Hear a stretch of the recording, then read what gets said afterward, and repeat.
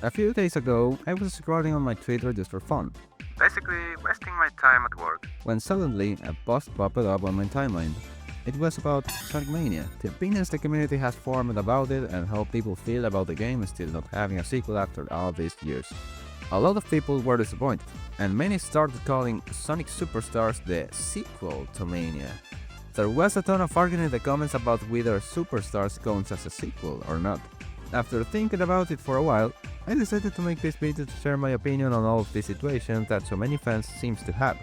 Before we start, just a quick note. English is my second language and I'm still learning, so if my accent sounds a bit weird or if I say something funny, please bear with me, I'm doing my best. Let's travel back about one decade, to 2017, the release year of Sonic Mania. Everyone was super hyped for that game. People were comparing it to Sonic Generations in so many ways, saying it could be the redemption of the Sonic team after several disappointing titles.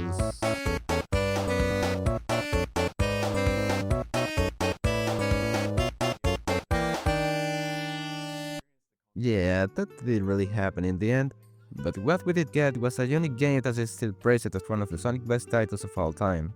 I still remember that announcement.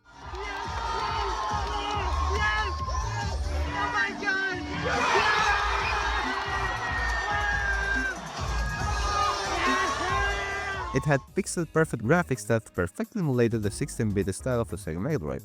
We created songs from the past games with extra content, brand new bosses and enemies, and even a new story that seemed to connect directly to the next game. Something I'd love to talk about in a future video.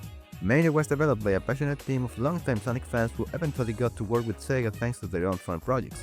Originally, the game was called Sonic Discovery, but during development, Takashi Iizuka decided to rename it to a title he had thought of years earlier. I think most people already know this story, so I'll skip the rest to keep the video from getting too long. Sonic Mania was originally created as an anniversary game for the 25th anniversary of the franchise.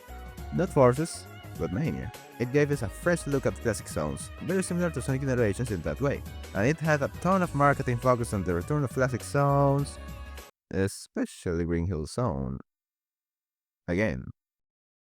The main focus of the development was a game made for fans to fans, something that made the game even more claimed by the community, because it had all the things that the classic Sonic game should have. Compared to other games that were similar to the classic formula like the Advance Saga or Sonic 4, this game was a completely new exciting adventure that will make us recreate the previous songs from classic games with a new vision.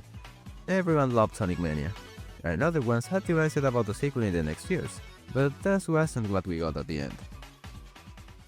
We had the ultimate super amazing and revolutionary Mania Plus, with the same zones, with a new color palette. And Mike and Ray, yeah, cool, I guess. Gearspace and the hope of play a sequel of Mania had almost gone, but one day during the Summer Game Fest we got Sonic Superstars. And a lot of questions.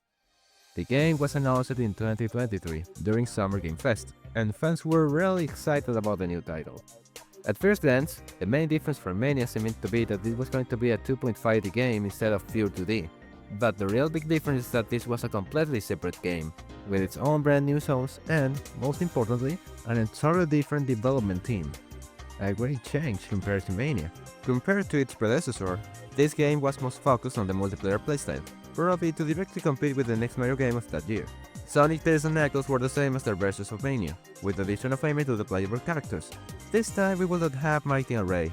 On its place, we got the Trip, a new character with her own mod once you complete the story mode. And if you think the story mode of Superstars was easy, I recommend you to play Trip's story. I'm sure the final boss will make you cry. This time it was Arceus, the thing we're supposed to bring classic Sonic back for a new adventure. But what if I told you that's not the full story? Let me explain. Originally, the team assigned to develop the game was Evening Star, led by Christian Whitehead. Yes, one of the main minds behind Sonic Mania. And at the very beginning, the project was indeed being envisioned as a sequel of Mania. So what happened? Why did they decide to make it a completely different game when they had the theme, the engine, and huge community support? The answer is really simple. Superstars was never fully committed to being a direct sequel to Mania. Yeah, I know I just said the opposite a moment ago, but even though one of the first ideas was to make it a sequel, the plan was dropped by the team. They needed to take a fresh approach to make the game more interesting and appealing to fans. Besides, the change of theme during the early development should have changed some ideas, making the game what it is today. So yes, Superstars has classic Sonic gameplay, classic style level design, and classic villains from past games, but objectively speaking, it has no direct connection to Mania. They are similar in spirit, but not the same game, and that's exactly why so many people end up disappointed. A big part of the fandom was waiting for Sonic Mania 2, not a brand new title, and that's totally understandable. But you can't really judge the game for not being something it was never intended to be. Mania is a classic Sonic game in every sense. The mechanics, the levels, the pure 2D essence. Superstars, on the other hand, like Sonic 4, uses 2.5D graphics. In my opinion, that was not the best choice, but it worked fine. Some people even compared Superstar level design to Sonic 4, saying that the level design was poor when you compared both games, but honestly, that's a topic for a well other video. You can prefer Superstars, or you can prefer Mania. But compare the games with each other at the point of seeing them as games that should have similarities between, because they're the only classic Sonic games released in the last years, it's not the best way of watching the problem. Superstars is focused on the multiplayer, Mania is focused on bringing up us nostalgic levels with bonus improvements. Different games with different essence. So, in the end, I think the debate is just a waste of time. Enjoy both games, but don't expect a different thing. That's the best way to see these games in my opinion. So that's all for this time guys, I hope you liked the video. I love making this video about this topic because I have spent months thinking about the issues with Mania and Superstars, and I wish this video could bring some new points of view about the games. So tell me, what topic would you like to watch me talk about? I'll see your comments guys. Bye bye.